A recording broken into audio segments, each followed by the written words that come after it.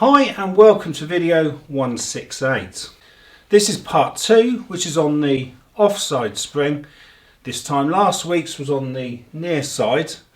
I had originally intended both springs would be in a single video, but in the end the footage after editing was still nearly an hour long due to the detail I incorporate in my videos.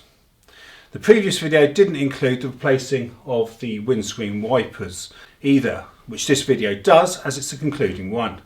I've used different camera angles and techniques in this part 2, so if you want to see the rust on this abandoned Ford Focus project car, this video might be for you. Anyway, I really hope this video will help you mend your car suspension. This video should still be relevant to many other models. Again, thank you for watching, and if this video helps you, I'd really appreciate you giving the video a thumbs up, as it does help with the algorithm. If you can subscribe, that's even better, but for now, take care all, and I wish you a good weekend. So the first job to do is actually remove the wiper arms so that we can gain access to the suspension turrets. So what I'm going to do, just to hopefully make it easier to get the wiper blades back in the correct position, is I'm just going to put a little bit of electrical tape on the top of the blades, so that hopefully that's where they should line up next time I come to refit. Otherwise they could possibly start hitting each other when I refit them if I get it wrong. So we just got to lift up these like a plastic cap there. That prevents the nut from going rusty, as you can see. And then we can use a 15mm socket and just break loose the little nut. And there is a washer there underneath. And then a little bit of wiggling around and the wiper blade should just come free. So that's the passenger side done. We'll just pop that to one side. Now for the driver's side, we do need to go under the bonnet. So again, we just pop that plastic cap off, get the nut off, the washer. It's a little bit more awkward this one because the blade is actually under the bonnet, but it's soon out. So then we've got 6 spring clips that we just need to ping off here.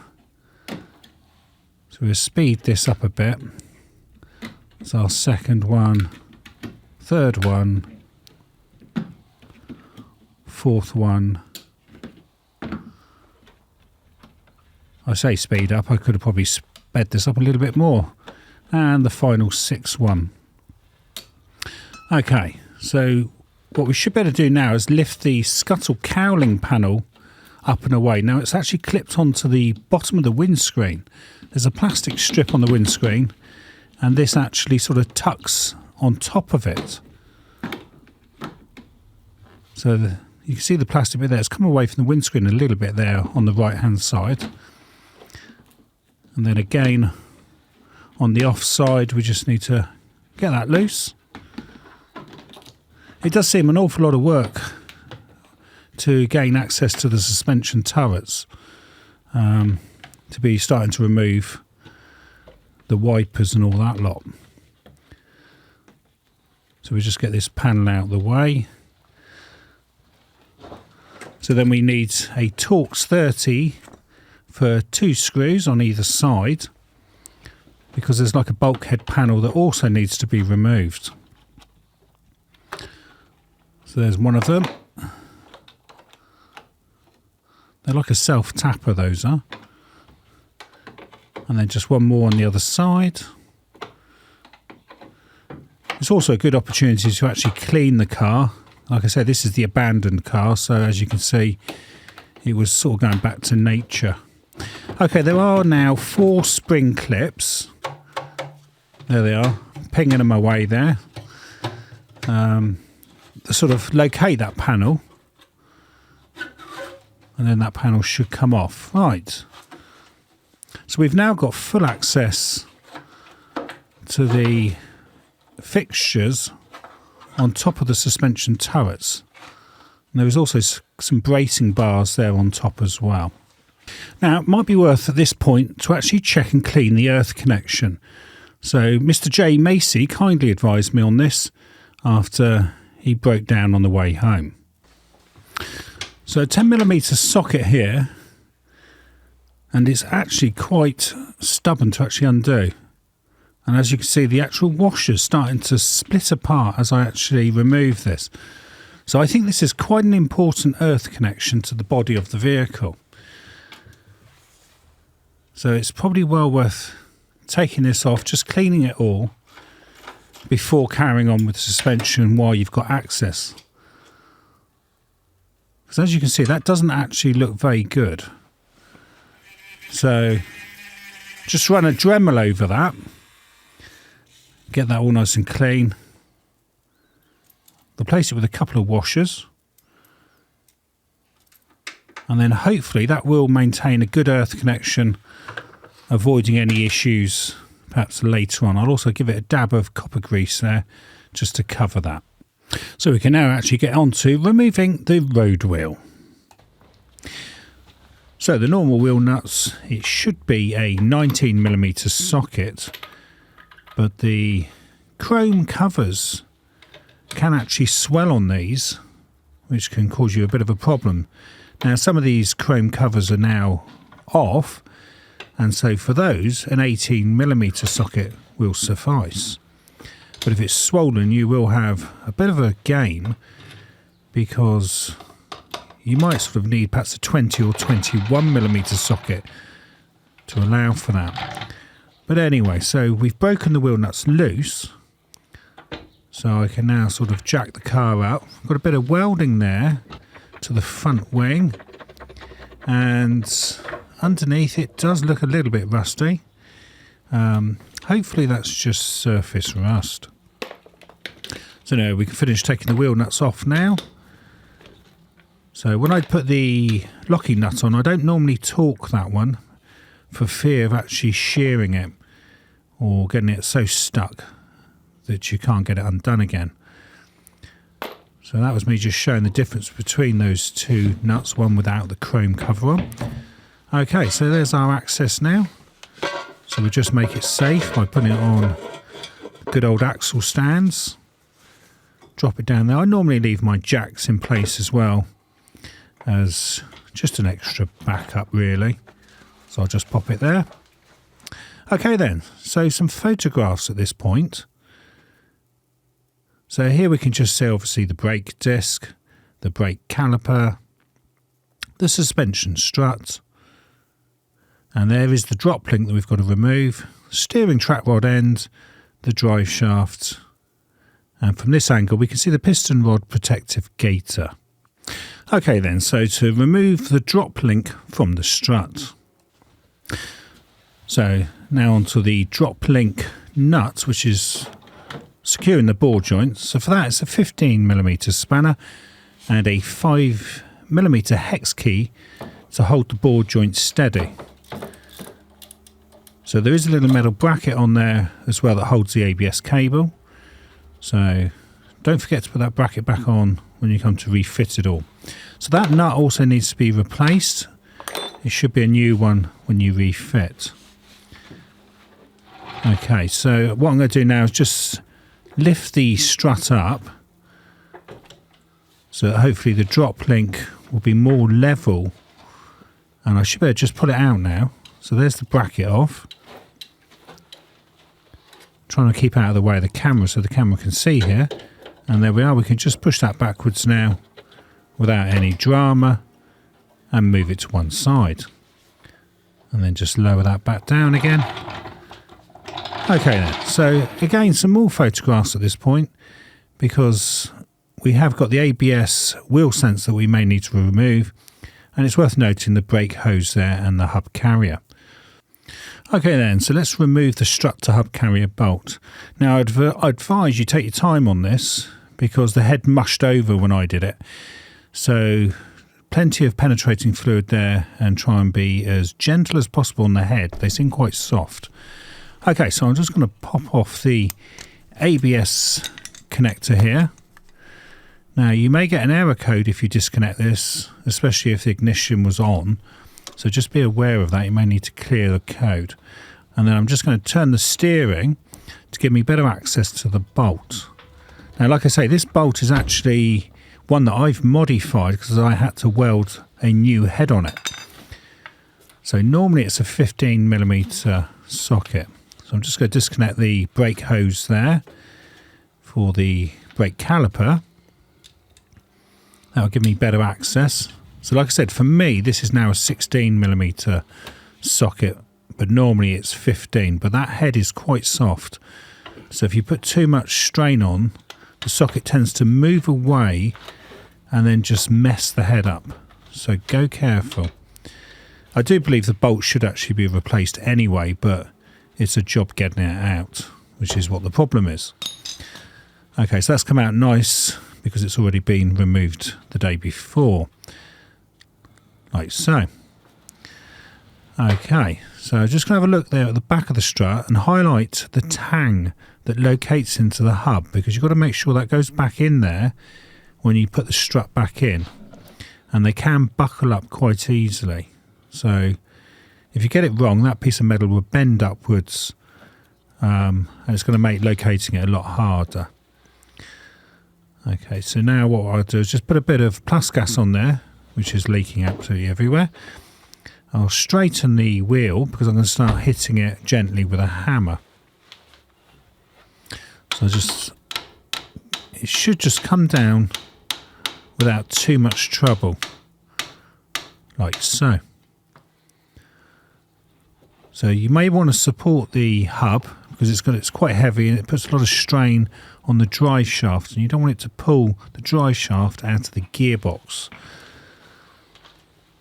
Okay, so the next job to do is to remove the 3 turret bolts. Okay, so for this it's a 13mm socket, and what I did was just to sort of try and break them loose a bit and then squirt some plus gas underneath to try and get to the threads, just to make getting them out a little bit easier. Now just be aware that ball bearings may fall on the floor if the spring has broken, because the protective sleeve actually has like bearings at the top, and once this starts coming down and rocking around, they will drop out. As you can see, it's moving around quite vigorously there, and that's how the bearings can drop. So I've left the last bolt in just so I can support the strut while I undo that last one, because I don't want it just to fall on the floor. But even being quite careful, I still ended up with bearings everywhere. So it's probably a good idea to actually put a blanket down if you suspect there may be loose bearings at the top. So I just heard one fall there. Yeah, so I know where this is going now because one has shown itself. And there are 36 of them, and they're only 4.75mm in diameter. So I don't really want to lose them. On the other side I had 4 missing, which was quite annoying. So I would prefer not to lose any of the bearings. Okay, so here we go. I'm trying to remove it very carefully, and bearings are dropping. So I think quite a few bearings dropped then. We'll have a quick look on the floor. And we've got lots of bearings. Yes, we've got bearings absolutely everywhere. Give you an idea how many bearings there are. Look at that lot. It's quite a few. So like I say, if you put a blanket down there, it might stop them bouncing around. So it might make it easier to find them. But anyway, so we'll sit there now and we'll try and pick most of these up. So it's a shame that it actually pulls the inner sleeve down when the spring breaks, which then obviously exposes the bearing race. I've not come across that before. Mind you, the bearings are quite small on the Ford. On like the Renault Laguna, they're a lot bigger bearings, and they seem to be held in the cage much more securely. But there we go. So that's sort of what you're looking at once that strut is removed. We'll have a closer look at the strut now and see where these bearings are coming from. So there they are at the top. It's all quite a mess here, isn't it? And the other thing to note is that spring, sometimes when it breaks, actually goes into the side wall of the tyre. So you do want to replace these springs probably in pairs. So I'm just going to support the hub there. Now, it might be worth just having a look at some photographs at this point of the strut with it all disassembled, so you know what you're going to be taking apart and how it all goes back together again. Right then, so now to fitting the new coil spring. So I'm going to be using a laser set here, which is specially for suspension. So you need an 18mm pass-through socket and a 6mm hex bit. I'll leave a link to this particular set in the description underneath the video if people are interested. So the idea is that we can put the hex bit inside the socket so we can hold the strut steady like so. So that's how it goes in. So that holds the strut steady, and we can then use the ratchet to actually undo the top nuts. Now you can actually make a socket like I did before using an 18mm socket and just cut the edges away so you can get a spanner on there and effectively do the same thing. But anyway, so that nut's off now. That needs to be replaced. It should be a new one. So here's the top of this strut where the bearings run on. And there's the cage that the bearings are supposed to stay in, but obviously they don't. Now, as you remove the sleeve, the protective sleeve, be aware bearings are likely to drop on the floor. So you may need a cloth on the floor at this point as well. So I did find some bearings had fallen inside this. So it's worth just checking them. There's one of them.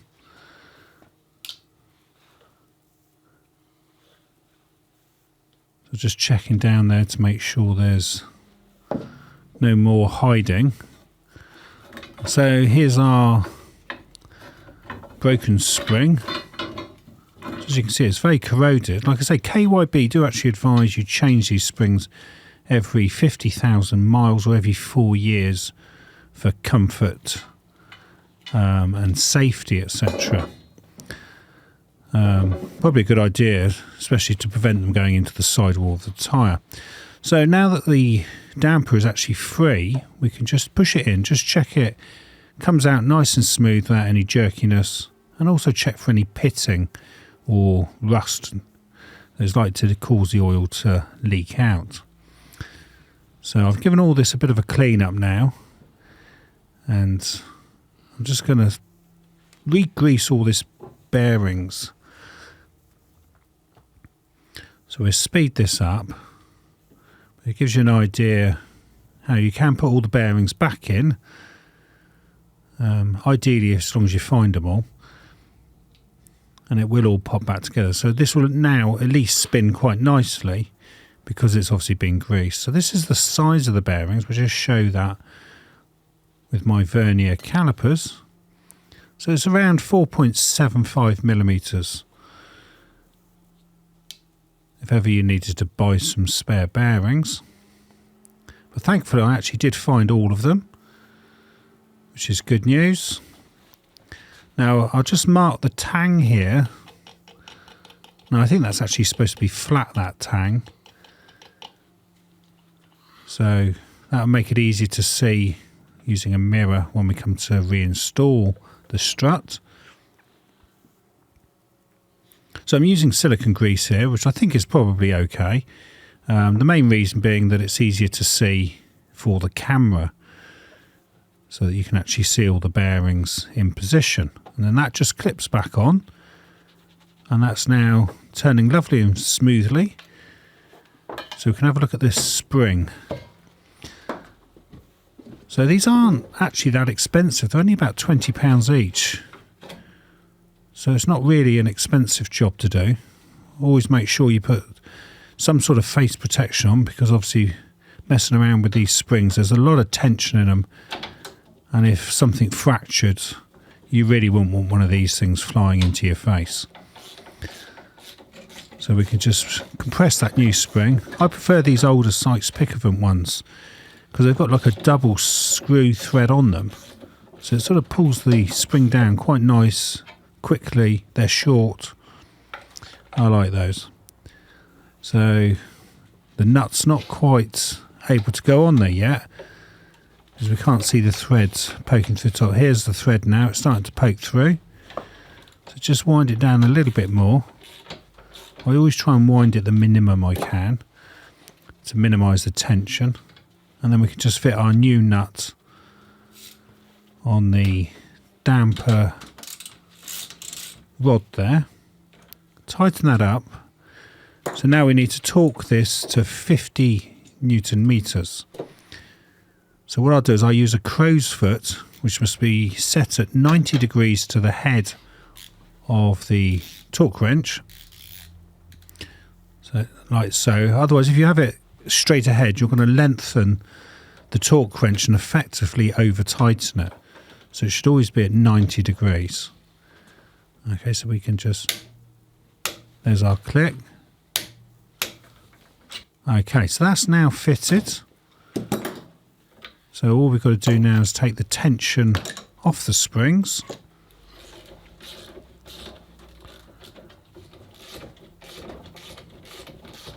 And that's the job basically done.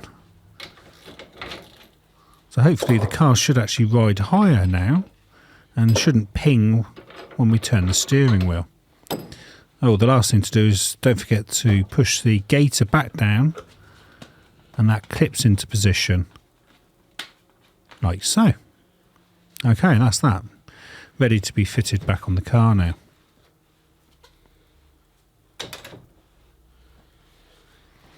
Okay then, so now let's refit the strut back onto the car. Okay then, so you do need to note the position of the head because it is actually, they're not all symmetrical or the same distance apart. So just make sure that's actually lined up correctly, otherwise you'll get one bolt in but you won't get the others. So there we are, we'll just offer that the strut up. Try and get that first one in, and then we can get the others in. Now there is actually thread lock on those threads, so it might be worth actually noting that obviously they probably should be thread locked in. Again, they'd probably advise you use new screws there, but anyway, so they're in now, so we'll just tighten those up with our 13mm socket, and then I'll get the torque wrench and tighten them to 32 Newton meters. There we go, so set for 32. There's our 3 clicks. Okay, so the strut's now in, so we've just got to get it back into the hub now. So what I'm going to do is just pop a little bit of grease on the bottom of the strut to help it slide, and also help it if I need to just sort of manoeuvre it into position by turning it slightly. Because obviously, like I said, I've got to get that tang lined up. So we'll take the weight on the axle, on the trolley jack rather. Gentle tap there. I'm trying to see if that tang, it's easy if you actually use a mirror and watch it as it goes up. So that's most of it in, but it's not actually in correctly there. So we'll just have a quick look with a mirror. I'm just going to gently tap it to just move it around slightly. So there's a picture of what we're looking for on the bottom right hand of the screen. So it just dropped a bit more then. But like I said, the problem with that tang is it can buckle up. So be aware that it may not actually be lined up correctly, and the tang could have just bent itself out of the way. But that is in now correctly, so we can put the bolt in. So like I say, that should be a new clamp bolt there, and that would be tightened using a 15mm socket. Obviously I'm using 16 because I've welded a new head on there. So I've yet to know whether this car is going to pass an MOT, so I'm trying to keep costs to the minimum. So tighten that then to 90 Newton meters. Like so. There's our click. And then pop your flexible brake pipe back into the holder. I normally just tap that with a hammer, line it up, and then just give it a little tap. Like so. So that's looking okay. So just checking there with the mirror. As you can see, the tang did bend slightly again. So now we can get back onto the drop link. So I lifted it up, but it actually didn't lift the drop link up much. So I'm using a crowbar there just to pull it down slightly on the anti-roll bar. Now don't forget the metal bracket. I actually forgot that at first, tightened it all up and then had to undo it again. Like so. So that's your 15mm ratchet spanner and your 5mm hex there to hold it. And tighten that new nut to 50 Newton meters. Yeah, so we've decided we'll put the bracket on now. So like I say, 50 Newton meters there.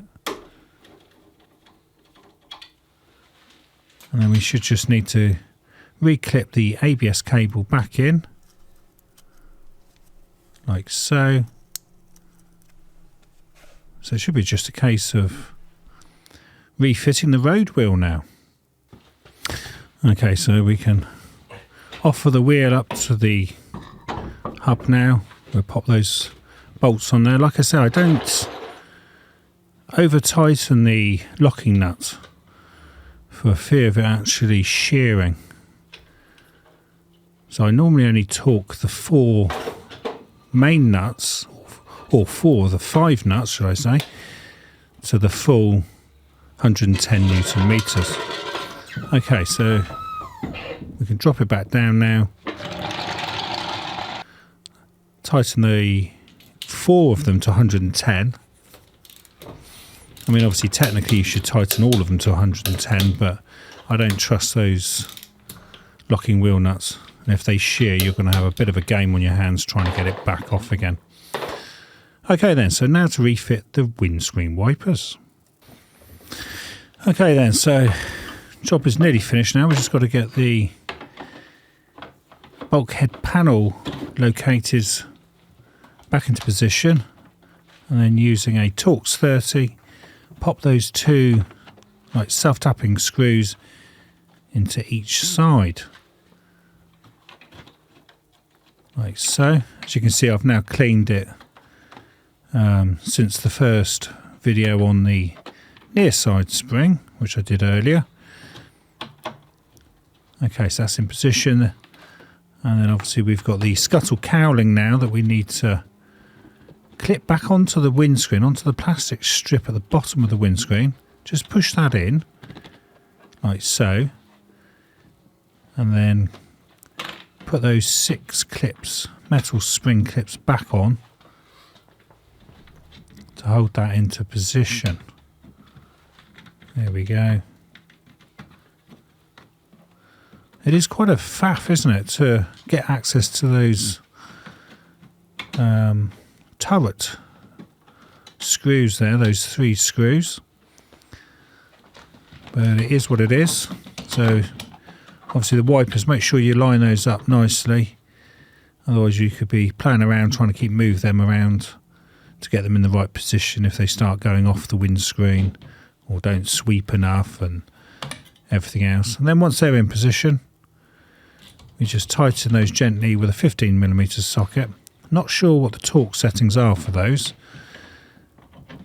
so I would just go gently, especially if you're going to have to reposition them a few times to get them back to where they were. Right, and then obviously I've got to just put the weather strip back on, like so, and that is the job complete. So that's all mended now. Okay then, so here's some torque settings that might come in useful while you're doing the job on the car. And then we just have some reference photographs now that we've obviously used these in the video. So there's the brake disc, brake caliper, suspension strut, drop link. Obviously it's best to pause these if you wish to view them for a little bit longer and inspect them.